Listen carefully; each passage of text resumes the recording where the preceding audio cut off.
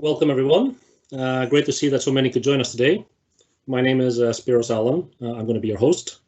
Today I'm joined by Philip Ripman and Ellen Grieg. We will use about 45 minutes for this call, and then we'll take some questions in the end.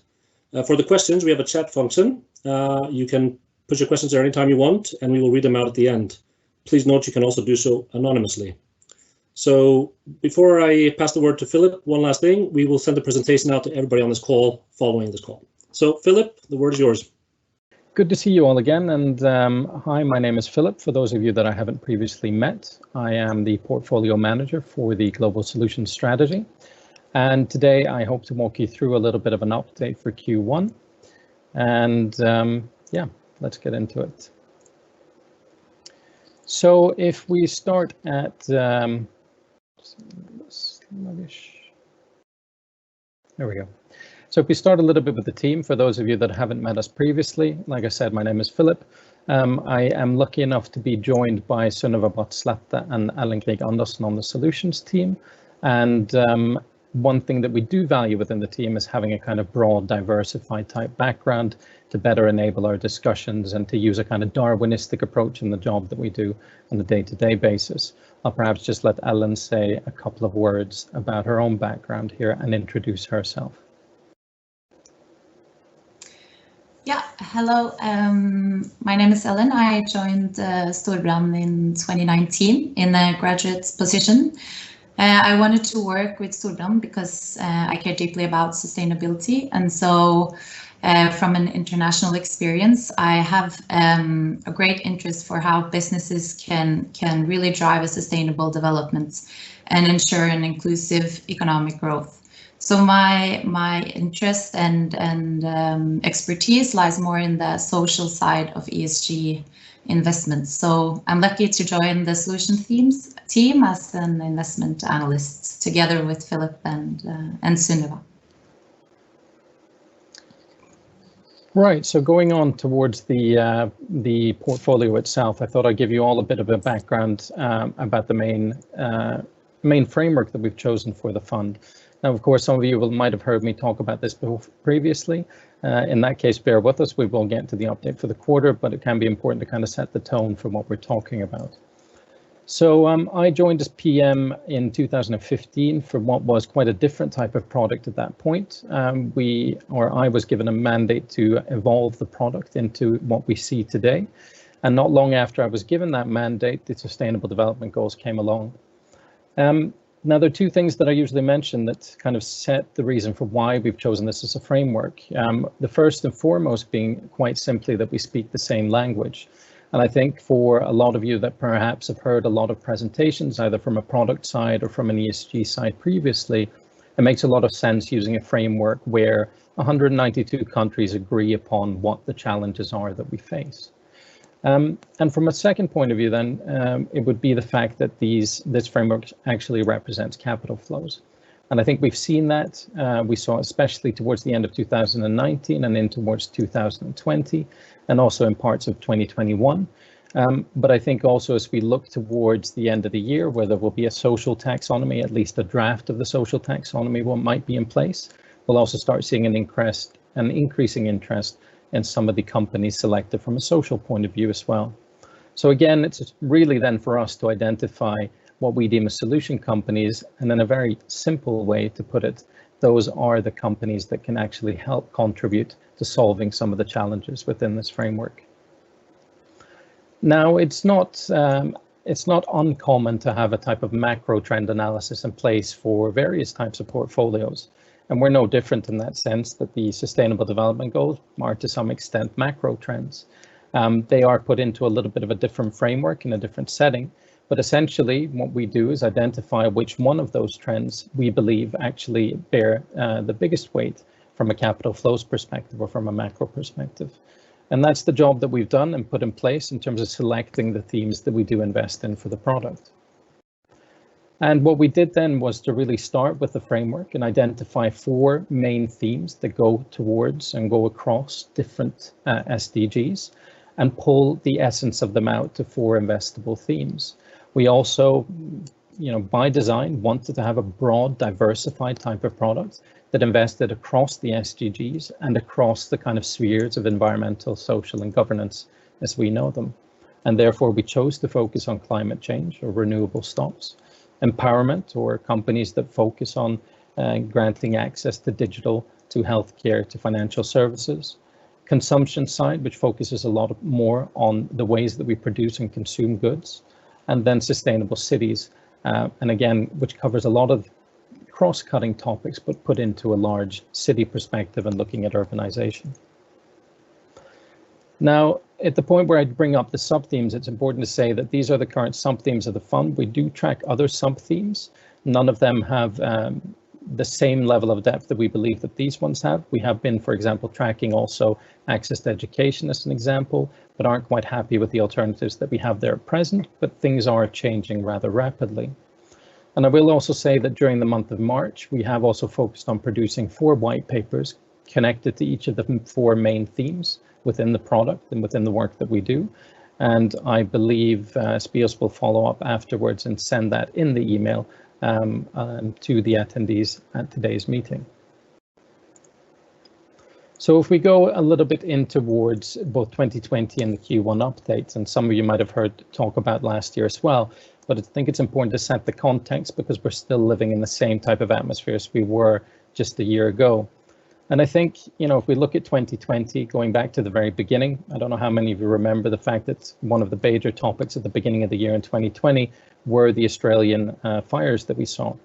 And again, that was setting this kind of scene for climate change to be a bigger part of the kind of public debate. Now, very soon after that, we obviously entered into a pandemic, and that has pretty much dominated the news cycle ever since, with a couple of other stories popping up, Belarus being one of them, and then, of course, the US election towards the end of the year and into the beginning of 2021. Now, the backdrop to all of this is while these news stories were dominating, we also saw the fact that basically green stories and green regulation had an uptick as well, especially connected to recovery plans. If we think about EU, China's pledge to go carbon neutral by 2060, and also then South Korea and Japan getting on that same type of bandwagon. At the same time, we saw countries like France, for example, attach some of the recovery ideas towards also a cut in emissions. And I think that's especially relevant when we start talking about into 2021. Now, obviously, at the beginning of the year, we're coming off a US election, which was very positive for companies that had a kind of green tag towards them. We saw that very specifically in September, October, November last year. And even in the beginning of January, when it became clear that the Democrats were going to gain control of the Senate, we saw a huge uptick in companies, specifically green companies and those with that had large activities in the US. But it did create a general positive sentiment around green companies in general, and that effect was evident in the beginning of the year. And I think there are still issues throughout the rest of the year that's going to refocus basically the narrative around both green companies, but also the broader context, more sustainable companies. We mentioned a little bit Biden. Well, Biden's new investment plan, the America Jobs First plan, will come up and be a major topic over the next month or two at least, which should generate more positive momentum for companies that will be affected by it, which we also see are quite a few of the segments that we do invest in. And also as the year goes on, we will also have another COP meeting. And it's important to point out that one of the main mechanisms within these COP meetings is going to be the result that most national governments are going to come away with higher ambitions than they had previously, which means, again, we should see an increasing focus on reducing emissions, green energy production, and any company that can stand to benefit from that. But also during the quarter, there's been a big topic connected to 2 main things which have had an effect on performance in the fund. We have seen a rise of inflation and a fear that interest rates will get hiked up. That has resulted in some of the more growth-oriented companies getting slightly punished. And then there is still a play on towards how high we actually think interest rates will go. Furthermore, from there, there's also been some movement in the oil and gas sector, sector 10. With increased oil prices, that sector is generally outperformed. So any kind of relative measure towards the MSCI all countries benchmark will be evident that those companies have gone well, and we have no exposure to those companies nor that sector, being a fossil-free fund. So just to illustrate a little bit what I was talking about, if we bring up to ETFs, which are just proxies again to kind of value and growth, you'll see in the middle of February a distinct pattern change where value stocks start outperforming growth stocks. And that will have significantly affected parts of the portfolio. But also looking towards the end of the month and into the beginning of this month, we see that that narrative might be already changing a little bit, with growth stocks again performing quite well. The lower graph here is just basically oil prices, and then this one is the energy performance year to date, so S&P 500 energy index. Again, we can see that oil companies have performed quite well, especially with oil prices trending upwards. Now, OPEC did come in and say that they would cut some of the production, but again, or actually increase some of the production. And there's also some talk in terms of the US being in conversations with Iran, and potentially Iran coming back onto the market with additional supply, which again might change the dynamics here a little bit. So again, we're really talking a little bit of several types of stories here, and I think it's important to have a look at the performance versus the benchmark throughout this period. Of course, we're coming off a very, very good year in 2020. You can see the effects of the pandemic set in around middle of March. And at that point, we do see a kind of a fleeing towards more liquid positions, a fleeing towards a lot of the FANG companies. And because we do not have any of the FANG companies within this portfolio, and don't think we will in the future either. And then we really see a kind of historic rebound in towards May, June, July. And then I think you start seeing the effects, like I mentioned, of the presidential election in the US, which again had quite a positive effect once it became clear that Biden was a front runner to win. And again, that's the uptick again in January, I believe again connected to the fact that Democrats got control over the Senate. And then we start seeing again mid-February, corresponding to the previous graphs that I've shown, again mid-February, we start seeing a shift as value stocks start performing better than growth stocks. Again, if we look at the broader picture all the way from the beginning, we have had good periods really since the start. So again, it's just kind of zooming in on different parts of the performance. And then again, if we just then zoom in on the year, it'll become evident that these graphs are then self-supporting in terms of, if you look towards the middle of February, again, you'll see this narrative change. Now, we do have some value stocks in the portfolio, so it's not a case that we're completely growth tilted. The only real factor tilts that we have in the portfolio are still a small cap tilt, and then through performance in 2020, momentum tilt is quite prevalent as well. But again, I think with a lot of these types of companies that we do invest in, although not traditionally thought of as all of them being growth stocks, there is actually quite a significant pricing effect when we look at the fact that these are companies that need to perform in terms of growth, albeit perhaps in a different way. Now, we'll send over all the information at a later date. Now, obviously, I did kind of do a double take on the annualized performance on a one-year basis, but this kind of matches exactly to the bottom of the pandemic. Thus being the numbers that you see in the kind of recovery that's also been happening in the market since that point. I think, again, if we look at some of the regional weights and the sector weights, going back to the fact that I talked a little bit about having a diversified portfolio across different themes, that bears itself in terms of the sector weights that we can see, with really energy being only the sector that we're not exposed to, given the fact that we're a fossil-free fund. Now, we do have significant overweight, specifically in industrials being the least homogeneous of all sectors. Again, there are different types of companies within that, and just to kind of give you a different reference point, if you look at most renewable funds, they'll have a concentration of companies within three specific sectors: industrials, IT, and utilities being those. So for this one, you can see the evidence of the diversification and the fact that we are across most sectors, or we do have some exposure towards most sectors. Attribution or contribution, I should say, on a theme basis. Obviously, renewable stocks throughout 2020 performed exceedingly well. We do see that effect of the pandemic in March 2020, where there was that kind of fleeing from small cap stocks, which some of those are to a larger extent within the climate side than others in terms of our themes. Responsible consumption has done well throughout both the year and into this year, with the exception of February, and sustainable cities has generally performed quite well. We did some changes that we talked about at the last time, just towards the end of the year in 2020. and into 2021, where we did some changes to empowerment. We brought down a little bit of our exposure to telecom and brought in some cybersecurity companies, which started off the year relatively roughly, but are now back to outperforming, which is a positive sign as far as we're concerned. So just to go through one of the key features in terms of this diversification that we often talk about, and again, there are different ways to think about diversification in a portfolio. These are the ones that we care about and are concerned about from our perspective. We've talked a little bit about theme. Having the 4 themes means that we do invest in different types of companies, all the way from empowerment, which has a focus much more on infrastructure, fundamental infrastructure like access to digital services, healthcare and financials. And then again, from an energy perspective and climate, all the way over to renewables.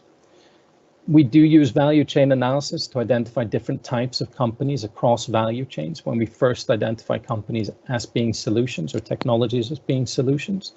And it gives us 2 main effects, one being that diversification effect, often looking at different parts of the value chain will get you into different industries. But it also grants us access to certain stocks that might not be, let's say, traditional ESG or thought of as traditional ESG or sustainable stocks, which again can lead to the fact that we are able to find, let's say, relatively sustainable companies that haven't yet seen an uptick in terms of let's say, potential inflows that could come through something like the EU Sustainable Finance Plan. So it does grant us less researched companies as well. Now, in terms of size, is often the question we get: do we just invest in kind of pure play, 100% aligned type of companies? And we're quite clearly on the no side of that, where we're quite clear that we want to be able to invest in both larger companies and smaller companies. And again, if you look at the challenges at hand, so if you look at the Sustainable Development Goals as a framework, and we start talking about solving some of the issues, especially when we get to infrastructure and the need for investments in those areas, it definitely becomes clear that we need those companies that can use the advantage of scale. And we also want to be able to invest in companies that are a little bit more diversified and might experience a little bit more in terms of horizontal growth and vertical growth in that sense. And then from a driver perspective, it's important for us to really map out for all the different companies, to what extent they kind of cross over into different themes, because while we do present this as 4 individual themes, I think it's important to think that for diversified companies, it will often be the case that they have a crossover into other themes as well. So if we think about a company like Acciona, a Spanish company that you could in some sense put into a climate change point of view or renewables point of view, but it also has significant operations within water. So for us, that would be a kind of crossover into the kind of sustainable cities aspect. So while the themes are important in terms of identifying both trends and companies and which ones operate under them, there will be a lot of companies that kind of cross over into multiple themes and sub-themes. And we only view that as a positive, really, because it just means that they're exposed to several more of those trends that we think are on an uptick from a long-term point of view. Now, we do use both a quantitative and qualitative method of identifying companies. This has become more accessible over recent years, where there is now more data, quite simply put, to be able to be used. Now, that's not to say that the data is by any means perfect. In fact, there are quite a lot of gaps and holes within the data. But I think this then goes to the strength of Storebrand Asset Management as a whole, that we have for a long time had a focus on sustainable investing. And we have a team through the Risk and Ownership Department. We have PMs that are actually concerned about these topics and are knowledgeable within the topics. And we have investment analysts, along with myself on the solutions team, which use this data to the best of our knowledge. But part of that job is actually looking past the data when the need arises. And a good example of that is carbon data that gets used a lot even today, but where there are still significant gaps, and being able to look beyond into the effects of, let's say, scope 3 emissions or the emissions connected to products is still a vital factor in being able to differentiate, let's say, a good company from a bad company in this sense. So from a quantitative perspective, more on the green side, we can now use bigger data sets to basically grant us an understanding of who's involved in certain activities. So if you do, for example, want to find out, let's say, who produces to what extent solar power, you can do so with larger data sets today than you could previously. But once we move over to the social side of things, so towards empowerment, those data sets are not readily available. And while, as things stand, the SFDR and kind of taxonomy connected to it might help alleviate some of the data problems on a renewable side or a green side. We're still waiting for an updated taxonomy that includes the social part towards the end of the year, where there's an estimate that the first draft might be available. Again, that's an area that we think might actually help us with a kind of renewed focus on companies that do deliver value from a social perspective. And again, with a hope that then companies might start segmenting the reporting a little bit better on this side to kind of catch up towards more of the kind of green regulatory standards that have been put in place. With that, I've gone through the kind of main concept behind it, and I hope I've given you a kind of refresher towards, the whole framework. And then now I'll hand over to Alan to perhaps go through a little bit of the database of some of the work that's behind the work that goes into the portfolio as a whole, and then over towards some of the themes that we've been focusing on lately, and we'll give you an update on that. Thank you. Thank you, Philip. So I will give you a brief overview of our solutions database containing our solution companies. So first of all, to nominate a company into our database, we analyze each of the companies using a scorecard model. And we use this on the companies that we analyzed from our quantitative and qualitative analysis. So we score the companies based on different aspects, such as to see to what extent the products and services of a given company contributes to the solution theme. We check if the company is EU taxonomy aligned, and here we also include the do no significant harm principle. So we make sure that the company does not harm any of the other 6 environmental objectives that the EU taxonomy regulation have identified. We also make sure that the company does not harm any of the other solution themes or solution companies, so that they don't harm the development of those themes. We have a governance score, and then we also evaluate the solution segment business model and the scalability. And then in the end, we categorize whether the company is diversified or a pure play company. So if a company is diversified, it means that it has several business segments, and then one of those segments or even more of the segments are considered a solution, while the others business segments are neutral. That means that they are neither a solution nor harmful to any of the other themes.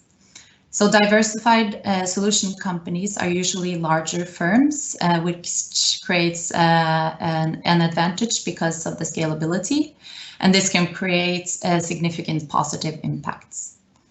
The pure play companies are usually smaller, medium-sized firms, but they have a pure exposure to our solution theme and are clearly targeted solution segments.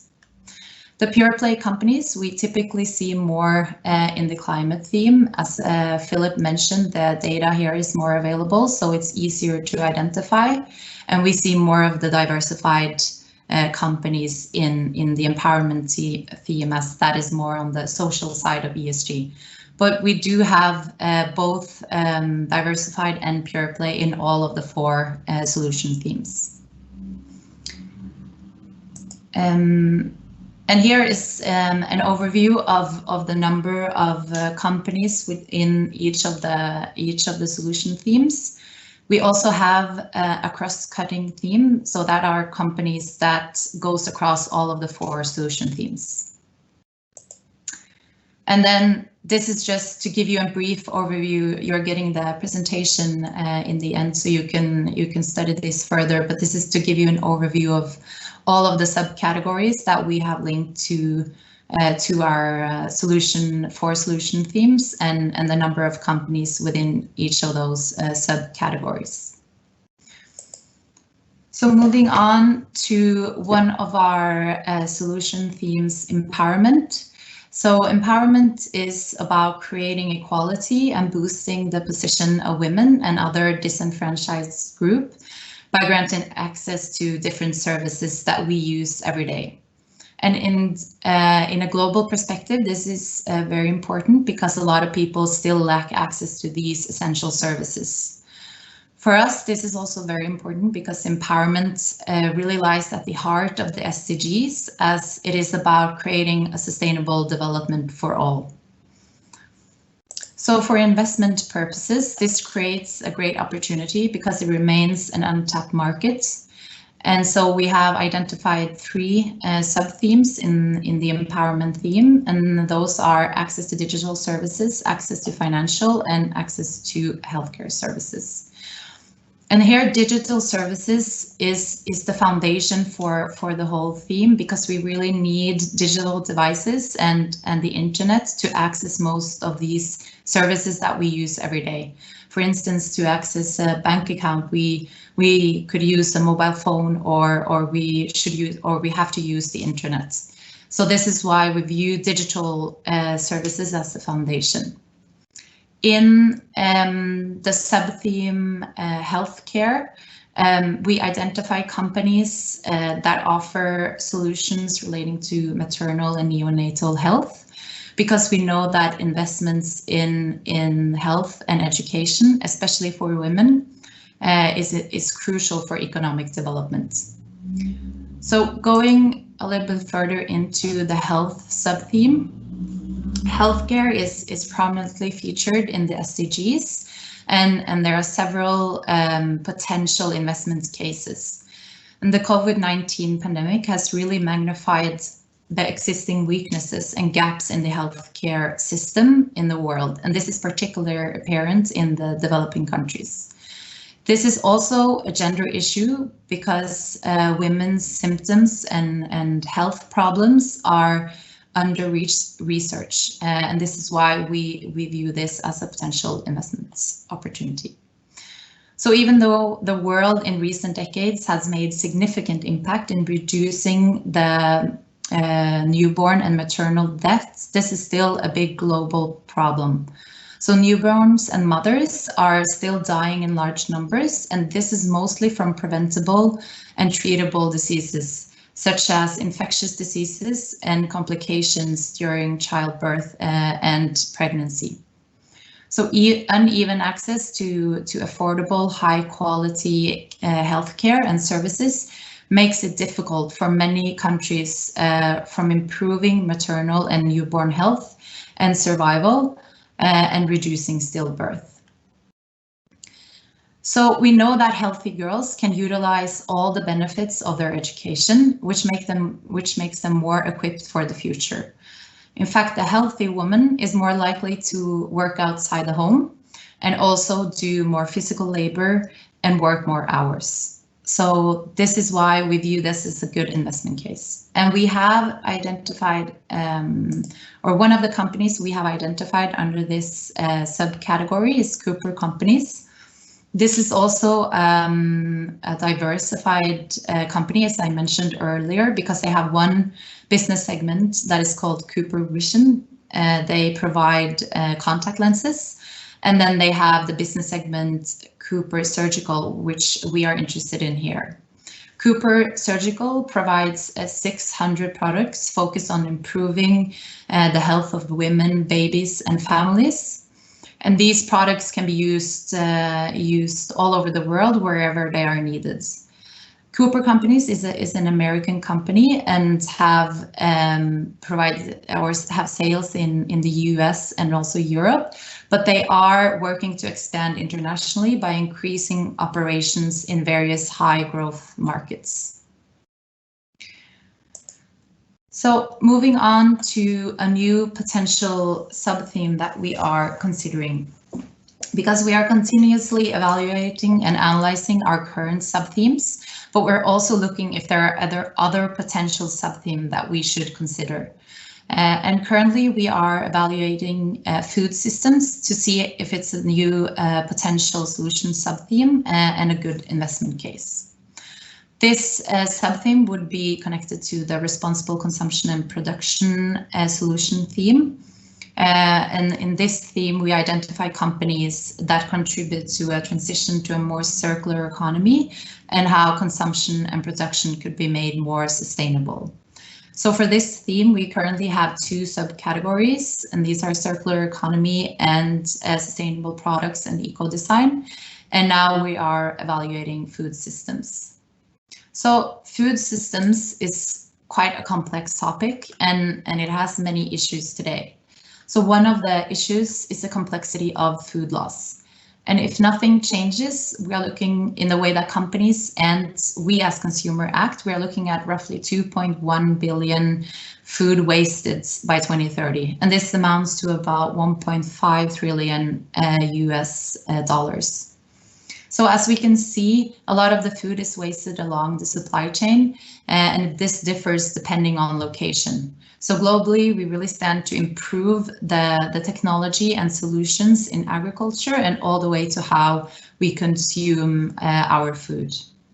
And even though a lot of the food is wasted along the supply chain, we still need to produce more food to meet our growing population.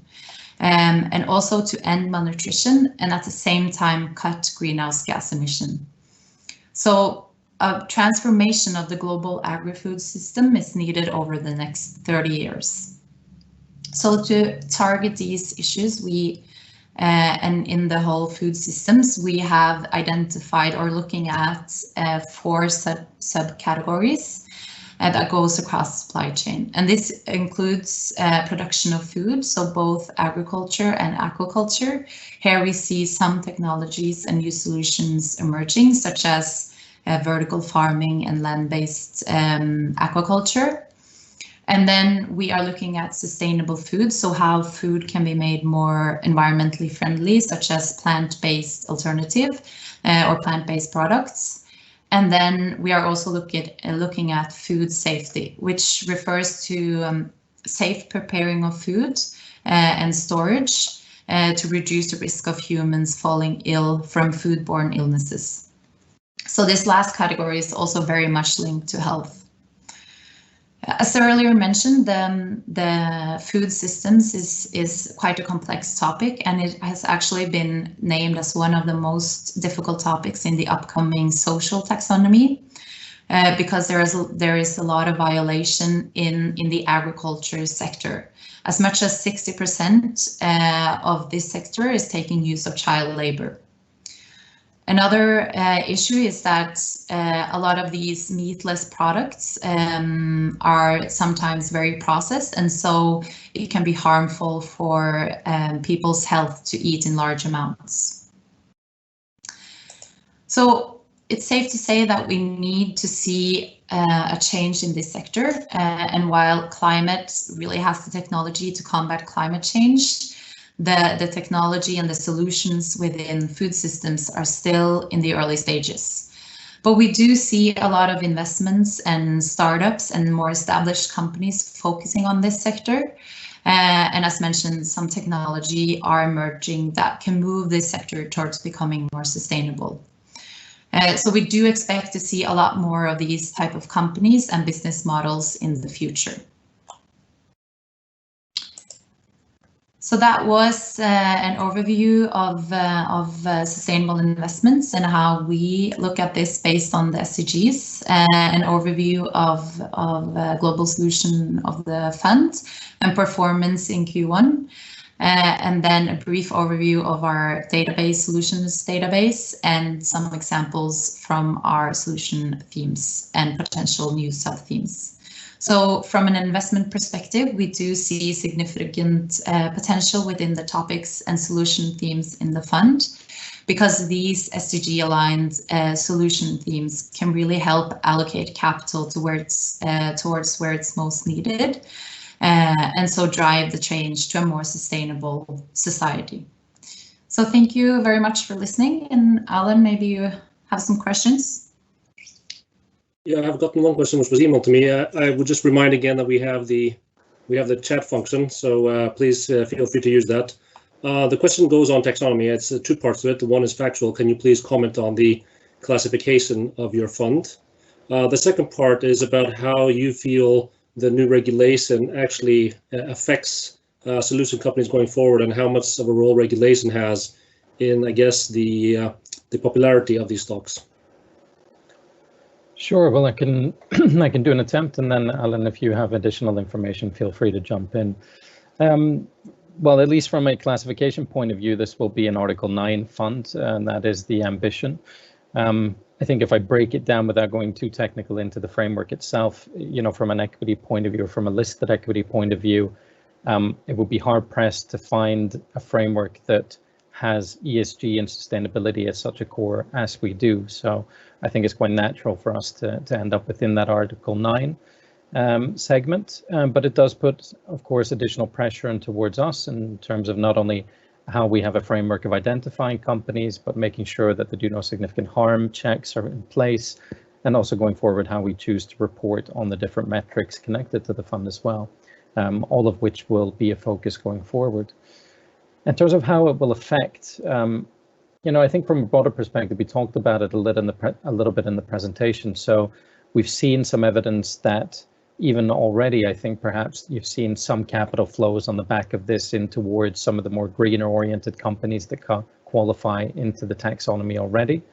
I think that's one positive effect, and I think that'll continue as the framework becomes both more evident and becomes much more mainstream than it is. So I think that will be one positive effect. Also, with the advent of a social part of the taxonomy, I think there'll be two effects that I'm interested in. One is obviously the capital flows towards those types of companies that do provide solutions in that space. But the other one is a little bit more fundamental in terms of just the ways that companies report. And I think it's important for the framework as a whole to also, well, the fact that we remember that part of this is how companies and corporate level entities are supposed to report on these issues. Because let's face it, reporting on a lot of these issues, especially on the social side today, are quite severely lacking. So seeing an improvement in that space, yes, would be beneficial across the board, I would say. Yeah, and just to add a little bit on what you said, Philip, I think also from an investment perspective, it would be easier for us to compare the different solution companies, that's because of the more objective standard and which business activities is actually defined as sustainable, which will hopefully generate more of these type of companies. I agree. If I maybe could follow up just on that, because I know a lot of our clients ask us about this. I mean, the taxonomy and the regulation out there is very much focused on the climate aspect and the environment. Your fund has other dimensions to it as well. How important is it that actually the fund invests in empowerment and other, parts, if you want, of the sustainability topic, rather than just the climate-related solution companies? Yeah, I think that was always the goal from the beginning, was to have a diversified approach to investing in sustainability, to investing in the SDGs. I think as time goes by, there are renewable funds out there. So if you want something that's purely green, for example, those funds exist today, and you have the potential to invest in them. They do tend to be more volatile. They do tend to concentrate around 3 specific sectors, especially on the renewable side. And obviously, after having seen a tremendous uptick during 2020, 2021 has been a little bit more challenging. And I mean, just bring up the S&P 500 Clean or S&P Clean Energy Index and be able to see or benchmark some of that performance towards this year. And again, that's had an effect on us as well. But again, that was by design to then be able to have more legs to stand on, pretty bluntly said. And again, I think even from a more holistic point of view, one of the key features that we tend to forget is that environmental issues and social issues, they don't exist in a vacuum, separate from each other. More often than not, climate change is also a social issue, especially when we look at who's affected by it and what areas have the capability to deal with some of the changes that we will see coming up. Again, Alan mentioned this when she was talking in terms of food systems and how that might be affected. And again, it has a knock-on effect from climate change. So these are interlinked issues. And I think there is a value at looking at them, not just through an individual E or S or G lens, but really putting it together and looking at how they are interlinked and how that affects the company's performance in the future. And then I'll go back to what I always say is it doesn't grant us anything unique, magic, or special in that sense. It still has to be looked upon in terms of the business model of the companies and their plans, and whether or not they actually have the capability to deliver on their plans. So all of that comes into effect as well, but making sure that we can view it through that interlinked lens, I think, does give us an advantage in that sense. Okay, I see we haven't gotten, here's one new question, sorry, just a second. How do you see SFDR changing the competitive landscape for this fund, since now funds that have previously claimed to be sustainable might not qualify to Article 9 fund? Question just came in. Yeah, so I think from a consumer's point of view, I think this is an excellent excellent outcome, really. It should be a lot easier to navigate this field in terms of identifying what funds really are sustainable and which just have underlying characteristics, for example. That's not to say that it's not without challenges. Like I said, the fact that we have a significant part invested in the social side does give us a little bit of a headache now in the original outset, because that's not really gone through in detail in the existing SFDR. So, how we navigate that going forward when there is the advent of the social taxonomy as well will be interesting to see how it plays out. But in a general way, I'm very positive to the increased level of transparency this should grant. And then it'll be interesting to see how we manage from let's say, a first attempt point of view and towards a kind of more homogenization in the market in terms of how these things are presented on a fund level. But all in all, I'm positive to the changes, and yeah, it should help consumers be able to navigate this field a lot better than they have previously. I see we have a couple more minutes, and since this topic is actually very much discussed these days, if I can just follow up with one last question from my side while people consider whether they want to send in a question. This is an EU regulation, so how do you see this affecting other parts of the world? And I'm thinking especially Asia and the US, where I guess we don't have similar regulation. Can this actually be a catalyst? Is it a positive thing, if I could put it that way? I think it's just a few weeks ago now that there was an announcement that China intends to basically align itself with the EU taxonomy and the USFDR. So I think what we're going to see is more alignment across the board in terms of how companies think about how companies report, and I think that'll extend into Asia. Traditionally, the actual market that I tend to view as being held out of some of these developments has actually been the US. While they have led in certain fields, they haven't always been as willing to take on new and different types of frameworks very quickly. So it'll be interesting to see how that plays out on that side. But again, I think you'll see more alignment. And I think it's especially important that China comes on board, given the size of that market and the amount of companies that operate there, with the intention to align itself towards that framework. And I think you'll see the same type of movement from other regions and other countries as well. And the more alignment, the better, because I think one of the dangers is that we do end up with, again, different systems in different regions. Now, there will be a push towards larger companies, if they have operations in the EU that they have to report on anyways, will have to abide by the guidelines. So for the larger segment, it might not be that much of a problem, but we also want to see alignment with companies that are more, either exclusively in Asia or other parts of the world, that they also follow the same type of framework. Because like Ellen said, it grants us the opportunity to better compare peers, to better compare data coming out of different companies, and to make sure that to some extent that data is validated in the way that it's constructed. So all of that should be a positive. I'm a little bit unsure on the time frame when we'll be seeing some of these issues. It'll play out over the next 5, 6, 7 years, perhaps, but overall positive to it. Okay, thank you for that. I guess your data journey continues, Philip, but we're running out of time. I see there's no new questions, so I'd like to thank everybody who joined us. It was great to see so many who could make it today. The presentation will be sent out afterwards. I also wanted to remind people that we have white papers we've written up on all 4 themes. I know some of you already have it, but we will actually send you links on those as well, so you can follow up. And there will be a recording of this call as well, so that if you want to sort of listen through something again, that's a possibility as well. But thank you very much, everybody, for attending. Thank you. Thank you. Have a great day. Bye-bye.